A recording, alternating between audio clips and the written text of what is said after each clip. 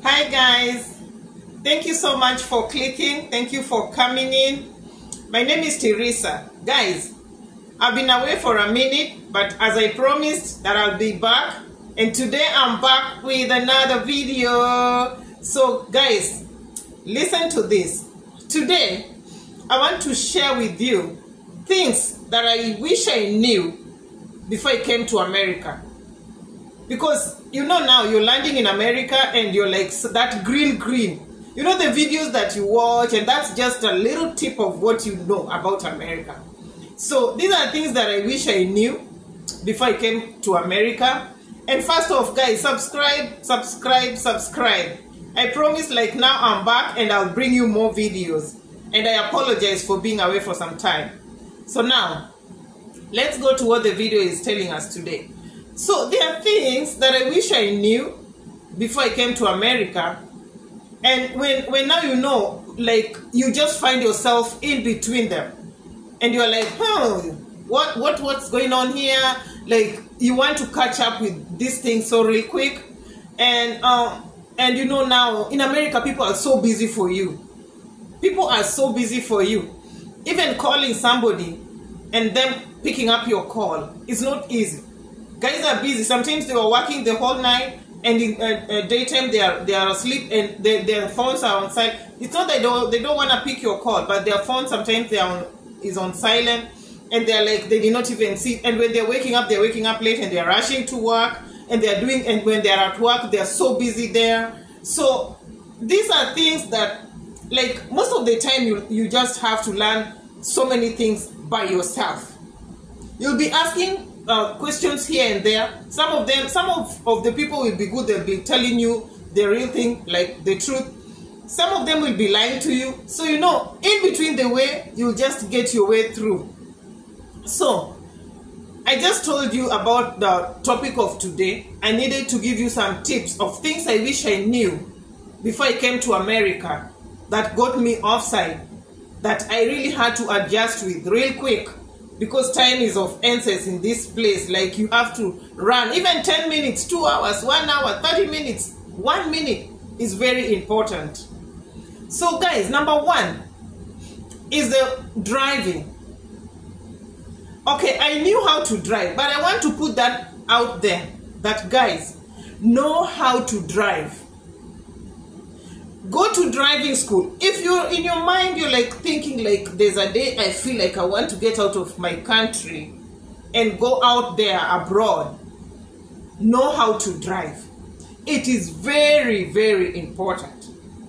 I knew how to drive, but still, it was not easy. Because before you settle down and get your car, you'll be using Uber. And even after getting your car, you'll be going direct opposite. Like, this side you keep on your right. In my country, it's keeping on your left. So you just die in your own death. You're dying your own death. You know, even after getting the driver's license, they tell you that you need to have somebody seated next to you when you're driving. But who will sit next to you when you're driving? So you use your head. Those people who are lucky that their relatives came here before and they can, like, really take them through some stuff. But somebody like me, I'm the first one here. I don't know nobody. Nobody will come and sit next to you there. Like, how about their schedule? How about their schedule? They have to go to work. They have to pay bills. So please, learn how to drive in your country. That's very, very sensitive. Learn how to drive. Because, number one, movement. Like, you'll not be able to swift from one place to the other. Number two, when you come here and you don't know how to drive, it will be so hard for you because you'll have to pay per hour. Some people even charge $50. Some driving school, let me say, they charge $50. And if you get somebody like an individual person, they'll be charging $20 per hour. And guys, what will you do, like, in 2 hours if you don't know how to drive? You'll have to be very smart up there to maneuver and know things real quick. So that is number one thing that you really need to know. Before you come here, go to a driving school. Don't wait until you're like, now you've gotten your visa and you're like, oh, I don't know how to drive. And then you're coming to America and you're starting from zero. People will take advantage of you. People will take advantage of you because you'll be paying, and you know, even knowing how to drive from scratch will be a big problem. So that's tip number 1. Tip number 2, guys, the cost of living. The cost of living, what I mean by the cost of living, I'm not saying that it's expensive. In America, if you can go out there and work, you'll have food. In fact, people stock food in their fridges and their refrigerators, and they don't even have time to eat it. But you have to know which state that if you go to, you will be able to afford, like comfortably, if you're alone or if you're with your family. Because, you know, let me tell you, immigrating is not easy. Like coming to a specific place, like even immigrating from your rural area to Nairobi, like let's say to the city, let me say to the city, and you want to settle down, it's not easy. You find yourself somewhere in the slums. The other time you're finding yourself in a single room without bathroom in, like the bathroom is out. So it's a process. It's a process, and it takes you long to settle. It takes you a long time before you settle. So you have to do your research. If in case you're going to a specific state that your relative or your friend or the person or your host is inviting you to, you'll have to know if you want to settle in that state, because you'll have done your research and have known which state you can settle at and can really be like make you not feel so like it's so expensive for you to afford. So that's another tip. There are states that are known, they're very expensive, like New York City. You can go there. I'm not saying you're not supposed to go there, but it's expensive. That's for a fact. It's expensive. So please do your research before you come. Like, I'm living in Dallas, Texas, and I'm so comfortable with living in Dallas, Texas. I've not done, but I said I started in Atlanta, Georgia, but I did not even do, because I was not there for a long time. I was only there for some few days. So I will not talk about that state for now, but I know Texas is not that expensive. And there are so many Kenyans here. If you want to deal with Kenyans, they are here. You hear somebody talking in Swahili and you're like, oh, like I'm home. You see somebody with the bandana, you know the bandana we put on, and you're like, oh, you're Kenyan, you feel at home, most likely when you're new. So please do your research before you come, so that when you arrive, you're like, I did good, I did my research good, and now you're not staggering to look for a job, and the job is not paying well, and you want to meet with your bills, you know, because here bills are there, guys. Get ready. But the good thing, you can work and make your money. You cannot miss a job if you're serious. So that's another tip I use. Like, I want to put it out there, even though I did not do my research out in my country before I came. You know me. I just got I got my visa. Before I got my visa, like, I was like, now I'm processing to leave my country. So that's the time I rushed and started watching some videos. Hey, let me see, how is this state and how is this state, and you know, and that time you not get enough information. So please, those are tips that you need to know. If you're interested to get out of your country and you know you want to go somewhere, you have to be having that thing in mind. One day at a time, you're just like interested. So by the time you're like getting your visa, all that is in here. So guys, tip number 3 is language barrier.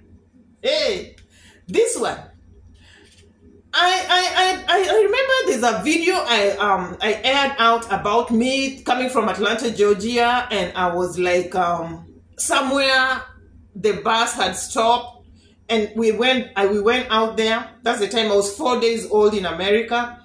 And that's the time now I went there and I'm like, let me go and get something to eat. I was so hungry.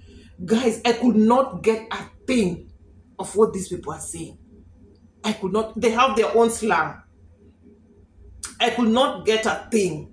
I was like, and now you know, you're trying to adjust with the currency, and and the food is so different. Like you're asking, you're saying like, you want chips. Hey, Chips and soda. Chips is that little packet thing of crisps. So you're there, you're given chips, and you're like, no, I did not want this, I want that, you know. And people on queue, and they're like, what's going on? What's happening? We're getting late. And you know, people here, they become so uncomfortable real quick. So you're hungry and you need to eat something. And you're told it's $20 or $11 or $8. And you're there with the currency, you're trying to check and see, oh, am I giving? So you just give anything you want and they'll give you back your change. So it's not easy, guys. It's not easy. So some of these things, look at the currency, learn to know how the dollar is working. There are slangs that they use here. Even the food, how they call their food, it's totally different. So it's a culture shock. So if you're interested, please, just go through these things. Before you go to the embassy and you're given a visa, and you're coming here, and you're flowing with what is going on, and the food they're eating here, you'll have time to, like, enough time to adjust for yourself. So, something else, guys, is paperwork. So that's tip number 4. Something else is paperwork. Guys, the kind of paperwork that you'll do here, paperwork, like you will be filling in, it's like every day, paperwork. If you're doing every time you're on your paperwork, and coming to that, let me even let you know that you should know even how to operate a computer, a laptop. Some of us come here, you know, we are old school. So you're coming and you're like, this is a computer. You have to do your exams on the computer. You have to, everything you have to chat on the computer when you're at work. You're being trained. And you know the way people, when you're being trained here, people are not kind here. Let me tell you. People are not kind. They don't have your time. They assume you know. You're being trained and you're like mingling around with the computer like, what's the problem? What's wrong with you? You know? And they're not ashamed to ask you. They'll always ask you, are you okay? What's the problem? And people get angry so real quick because like time is not on their side.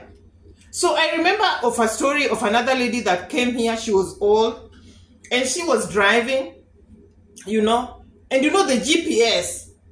This is now, you know, even the language barrier. Let me just take you back to the language barrier. You know, even the GPS, this GPS app, they talk like, and you know, they're English. And even how they call the stores.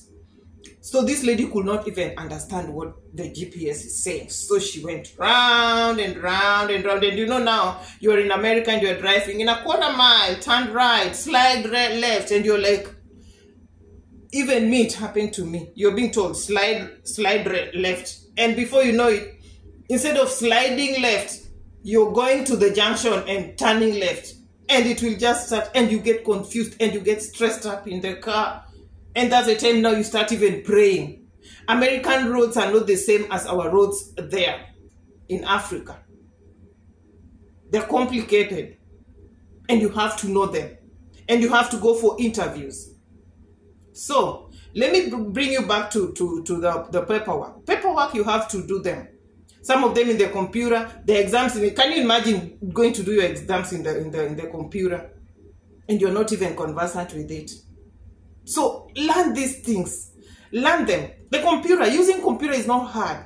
Buy a smartphone. If you feel like, some people ask me, Teresa, can I come there after I have retired? If you retire, please, make sure you process your money. Come here with your money. You'll still get your job. In Kenya, we retire at 55. Even though I'm not sure if you'll come after retirement, you'll process the green card. That I'm not sure because I came I was a bit younger than retirement. I was younger. So I'm not sure if they're picking people for green card who are coming here after retirement. But in case, you know, that analog thing. So nowadays, I know so many people know computer. Buy a smartphone, start practicing, and get to know. Here, the system is like, you do your stuff, like, you do your stuff, you're all there on the computer, you're doing your paperwork, you're calling, and you have to understand what they're saying, you have to listen, and there's a way they call their things very differently. You have to know that. So that's tip, I don't know, number 5 or 4. Tip number 5 or 4 or 5 or 6, wherever the tip is, the tip is like the healthcare insurance. These are things, you know, the first year I came, I did not have any healthcare insurance. But thank God, a friend of mine showed me somewhere that you can go to the hospital and you get treated and you pay. And you know, it's expensive. So, when you come to America, the first and foremost thing that you have to know that you need to have is the healthcare insurance. So, this one, if you need to have it, there are steps that you need to go. There are companies, like there are institutions, when you work there, they'll give you the healthcare, the card, the insurance, the medical insurance. You can have it there, but you have to pay. But there are places that when you work, they don't provide the healthcare insurance. So you have to know. You have to know. And when you know the places that you're working, you have to get some certificate. And coming to the certificate, guys, those certificates that you are coming with from Africa, they're null and void here. They're null and void. So don't come here like, oh, in Africa I was doing this, and now you're stressing yourself up. Here you just come and you start afresh. Those certificates, because you still have the knowledge, you can still go to school and do some few things. So now another tip that I want to talk to you about is the social life. Building social life. It is very, very important to have a social life, but you have to be very careful. Social life. This social life, that's where people get destroyed. That is where people get depressed. You have to be very careful. Like people, like in America, it's a very different place. Let me tell you. It is not like Africa. You'll be calling each other and you'll be going out and you'll be sitting somewhere. Yes, it's here. But in that process, that's where people are thinking of how they can finish you. Most likely when you're new, you have to be very careful. Your cycle should be very small. Don't just think that you are in people don't like you. Believe it. They don't like you. Don't think that you're just like, hey. And again, coming to the social gathering, social life, please don't tell people your stories. Don't tell people like, I want to do this, I want to. Don't show people that you can afford in this social gathering. The best social life that you can go looking for is the church. It took me long before I knew. I went round and round trying to look for a church. Like, you know, I'm going to church and I'm just seeing white people, I'm just seeing Mexicans. I'm like, where are our people? Because I'm looking and I want to like socialize with them. And even in that, the social gathering, you have to be very careful. People are going through so much that when you go there and you're like laughing. In America, people just don't laugh. But you're coming here, you're laughing and people are looking at you like, what are you laughing at? Yeah, they ask you, what are you laughing at? It is that good and bad. So, you have to know, even laughing, you have to know why you're laughing in the social gathering. So there are things you can say, there are things you cannot say. And I watched a video somewhere, somebody was saying, guys, if you come here, I'm talking to the newcomers, like if you come here, please don't be don't be with these Kenyans and don't socialize with them, because when you socialize with them, they have so much jealousy and they have. So it's up to you. You learn it the hard way. Most likely when you're new, you'll learn it the hard way. Stay at home, go to work, go to church, come back home. Sleep, drink water. Stop running around with people. They'll destroy you. Guys, you see, when I've reduced my volume, I learned it the hard way. I learned it the hard way. So let's get out of there. Let's go back to what we are here for. So guys, another culture, social, another social the differences that we have that I have to put through there is tipping. And this one I talked about it the other time. Tipping, hey, I still have a problem with that tipping thing. I don't know if it, like, I forget, or maybe I just think like, oh, I've paid you now, why should I, you know? Sometimes I tip, sometimes I'm like, did I really tip, you know? Because these things we're not brought up with. So before you know it, you're walking out of the door and you're like, oh, I did not tip them. And I'm like, I will come next time, you know? So it's very important. Here, it's a culture. After you maybe go and do your nails, and coming to think of it, I need to go and do my nails. You go to a spa, you have some massage, you do your nails, you need to tip. In the restaurants, you need to tip. All right? So guys, thank you for watching my videos. Guys, please subscribe. I promise to come back. And I want to thank so many of my fans who are like, Teresa, they saw me on TikTok. And they're like, you go back to YouTube. We are missing you there, and on Facebook. Now guys, I'm back. And now, please subscribe, share this video, like if you liked it. And I'll be back with more videos, guys. Bye-bye. Take care out there. Bye. Thank you.